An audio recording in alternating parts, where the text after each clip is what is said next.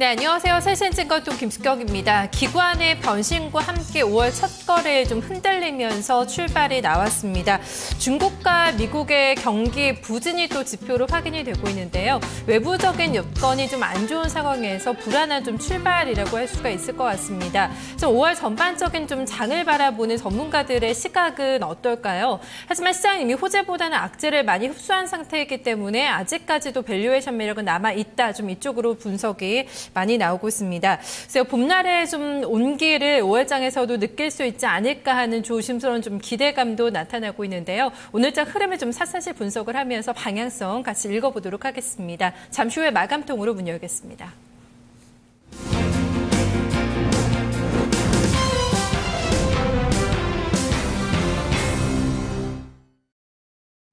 네, 마감통입니다. 여인수 전문가 만나보겠습니다. 전문가님 안녕하세요.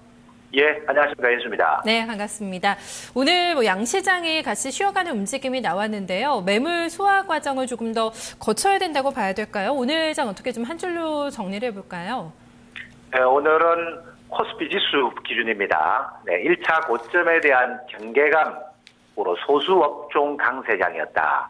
다수 업종은 조정이었다. 이런 장이었습니다. 네, 대부분의 업종이 오늘 밀렸습니다. 역시나 좀 화요일에 굉장히 강하게 반등이 나왔기 때문에 어느 정도 좀 쉬어감이 예측이 되긴 했던 것 같거든요. 눌림목 나오는 기간을 조금 더 좀 거칠 필요가 있다고 보세요. 어떻게 좀 해석을 해봐야 될까요? 네, 지금 이제 지난주까지 기관 투자들이 낙폭의 매물층이 없는 구간까지 반등을 노렸죠.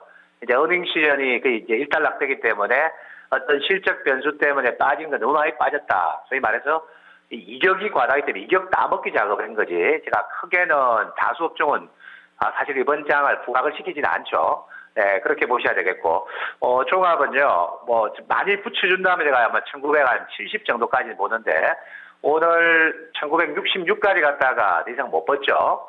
미국이 이제 월초 지표가 보통 나오면은 1분기 3월까지는 3, 4월까지는 월초 ISM 제조업 지수나 고용 지표가 나오면 강한 장인데 지난 4월부터는 월초에 지표들이 썩 좋게 안 나옵니다. 그런데 미국의 시캐스트 효과가 조금 소비 둔화로 이어질 수 있다는 것이 좀 나타나고 있는 것 같아요. 그러면 이제 중국이 뭔가 보여줘야 되는데 중국은 지금 120일에서 그런마 단계에서 크게 좀 움직임이 없죠. 우리 자체 수급으로 우리 자체 순수한 수급으로 갔다 와봅니다. 제가 화요일 날은 제가 프로그램 매수입니다 했죠. 그래서 제가 1960에서 1970대 영역이 제가 보기에는 지난 4월 19일 1988, 죄송합니다. 1888이죠. 요 라인에서 만든 자리에 어떤 마디 고점 정도는 형성을 해줄 가능성이 상당히 높지 않느냐. 요 첫 번째 마디의 고점 정도는 이번 주 후반부에 제가 나올 수 있다 했고, 그 다음에는 눌림목이냐 매물 수화냐는 좀 지켜봐야 되는데 제가 생각하는데 나중에 종합주까지 대형주를 매수를 원하는 분들은 서둘지 마는 것이 좋겠습니다. 지금 소수만 간택되어지기 때문에 다수 대충 어림 잡아가 저점 잡지 마세요. 다음 주 옵션 만기도 있는데 저는 이번 마디에 돌파를 성공했던 이 20일 기울 기반입니다. 이 자리가 1930에 와 있거든요. 여기서 다음 주 아마 중반부에는 단기 고점 다음에 조정을 준 다음에 만날 가능성은 제가 충분히 있다 봅니다. 요 영역에서 선별적인 대형주 매수가 좋습니다. 네, 이렇게 제가 좀 구분해 드렸고, 저는 지난주 이번 주 지수와 함께 움직인 종목은 주말에는 좀 현금 비중을 늘리는 거는 나쁘지 않습니다. 왜? 제가 오늘 외국인들이 선물을 7천 계약이나 두들겼다가 오늘 바로 4,500 계약 파는 건 뭐냐? 기간 저쪽으로 좀 믿고 한번 사봤더만은 별것도 없구나. 이런 뜻이고, 좀 더 사는가 싶었더만은 사는 물량이 제한돼 있죠. 배팅 자금이 한계가 있으니까. 요거 보고 오늘 사실은 만기 앞두고 하락 포지션으로 구축을 해버렸죠. 네, 이게 오늘 좀 시장에 추가 조정을 내포할 수 있는 가능성을 보이고 있는 겁니다. 여튼 내일까지는 종합주까지 연계된 종목을 좀 더 올려보려고 노력은 할 것 같습니다. 근데 오늘 제가 소수 삼성전자, 통신업종, 낙폭과 내주는 극소수 종목 이렇게 움직인 장이고, 코스닥은요 이틀간 빠지죠. 제가 생각하는 코스닥은 좀 다릅니다. 코스닥은 제가 보기에는 570 근방까지 갔다가 조정을 주는데 아마 주말 전후로 조정을 주면은 같이 빠지기보다는 이틀 먼저 뺐기 때문에 저점을 완성하고 코스닥이라든지 이번에 빠졌던 뭐 제약 매수 소비재들 최근에 변동이 심했는데 저점 형성 다음에 지수와 반대로 움직일 가능성도 있지 않겠냐 보고 있습니다. 네, 코스닥과 좀 코스피에 대한 시각을 좀 다르게 읽어봐야 될 것 같습니다. 오늘 유가증권 시장에서는 거의 뭐 전 업종이 전멸을 한 것 같아요. 대부분의 업종이 하락권에서 마감이 됐고 정말 말씀해 주신 대로 소수 업종 좀 간택된 종목들만이 업종만이 좀 상승을 했습니다. 코스닥은 코스피보다는 그래도 약간 좀 분위기가 호전적이었던 것 같거든요. 어떤 섹터 오늘 봐야 될까요?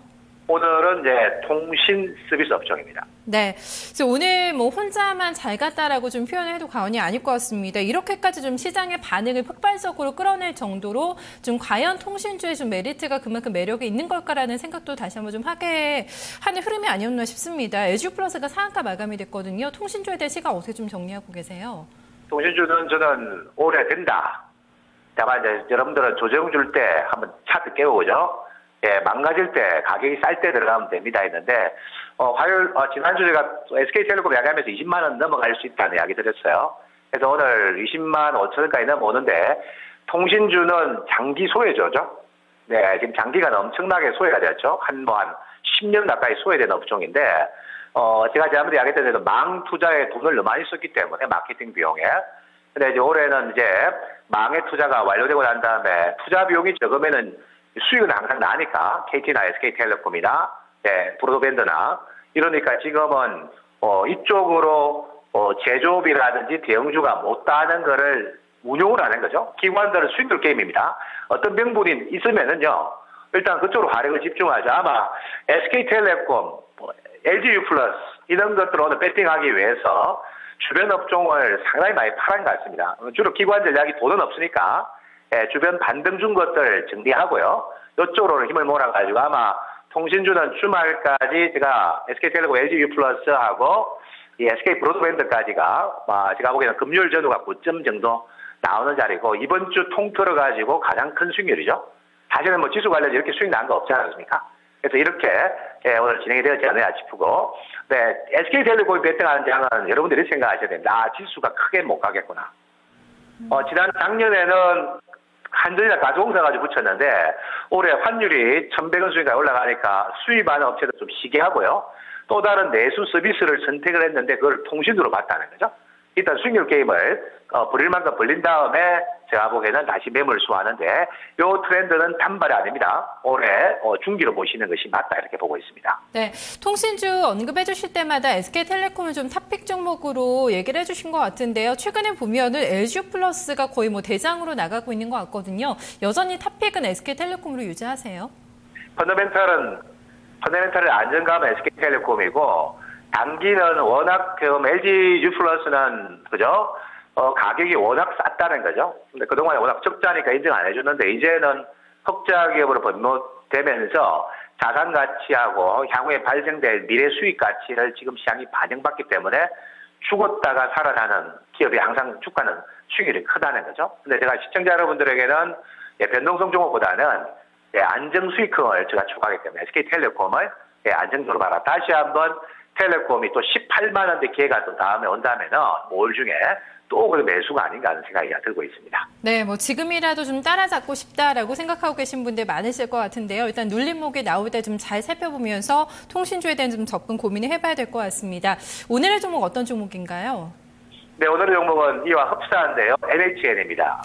네, NHN 뭐 시총 상위주 가운데서도 오늘 상당히 좀 눈에 띄는 움직임이었습니다. 17일에 아마 이 종목 신고가가 나왔던 것 같아요. 좀 다시 한번 뚫어낼 기세거든요. 라인에 대한 좀 가치를 충분히 인정받고 있는 가격대라고 보세요. 오늘 30만 원 터치 다시 나오네요. 자, 어쨌든 제가 강조한 대형주는 거래소에서는 SK텔레콤하고 NHN 두 종목이죠. 나머지는 거의 뭐 중형주고 뭐 제약 서비스인데 지금 오늘 결국에는 저는 뭐 SK텔레콤하고 NHN이 목표치에 왔기 때문에 실전에서는 수익을 매도했습니다. NHN은 올해 2월 이후에 제가 3차 시기입니다. 지지난주에 30만 원 팔고 또 28만 원 중반에 제표적으로 3차 시기까지 해가지고 몽땅 3번 다 수익을 다 만들어 드렸는데 요거는 이제 항상 그렇습니다. SK텔레콤이나 NHN이든 올해 단발이 결코 아니다. 정말 올해 추세적으로 뭔가 끌고 갈 만한 대형주는 극소수죠. 많이 느끼실 건데 그 안에 두 놈은 방송에서 오늘 공개가 된 거고 또 30만 원에서 30만 원 5천 원 최장 한 31만 원 봅니다. 잘 팔아주시는데 지금 아시아 시장에서 제일 잘 나가는 나라는 여러분이 너무 잘 아시는 일본이죠. 일본은 밉지만은 투자자들은 일본 증시 강한 것도 이용을 해먹을 줄 알아야 됩니다. NHL 라인은 일본 수요 모멘텀 아닙니까? 일본의 한 65% 수요죠. 그죠? 그렇단 말은 지금 시황내는 일본의 엔화 약세 수혜지도 있고요. 최근에 제가 실전에 토요타 자동차가 신고가나고 가는데 구경만 하지 마라. 한국의 토요타 납품업체도 있거든요. 네, 이런 주가들을 사면은 일본 시장 가는 만큼 수익률 게임이 한국에도 벌어질 수 있다고 보거든요. 그런 논리가 NHN 논리입니다. 일본 경기 지금은 좋잖아요. 돈을 풀어가지고. 그러니까 라인하고 게임 수요가 커질 거 아닙니까? 그래서 결코 단발이 아니죠. 이제 이번 주는 잘 파시고요. 다음에 또 조정이 충분히 주어지면 또 한번 기회를 드리지 계기다 이런 말씀드리겠습니다. 네, 알겠습니다. 오늘 분석 여기까지 듣겠습니다. 수고 많으셨습니다. 예, 감사합니다. 해주셨습니다. 네, 연수 전문가와 함께 오늘 현물장의 특징들을 좀 점검을 해봤습니다. 오늘 코스피 지수의 밀리는 현상에 대해서는 1차적으로 단기 고점에 대한 좀 인식이 나왔다 이렇게 해석을 하고 있고요. 코스닥에 대해서는 좀 다른 좀 시각을 내놓고 있습니다. 이틀 연속에 좀 밀리는 흐름이었죠. 지금 화요일장에 장중에 나왔던 570포인트 대비 이틀 동안에 무려 10포인트를 내주고 있는 상황인데요. 코스피보다는 먼저 빠졌기 때문에 밀렸던 종목들 위주로 해서 다시 한번 좀 반등 움직임이 나올 것으로 전망을 해주고 있는데요. 또 전략 세우시는데 참고를 해보셨으면 좋겠습니다.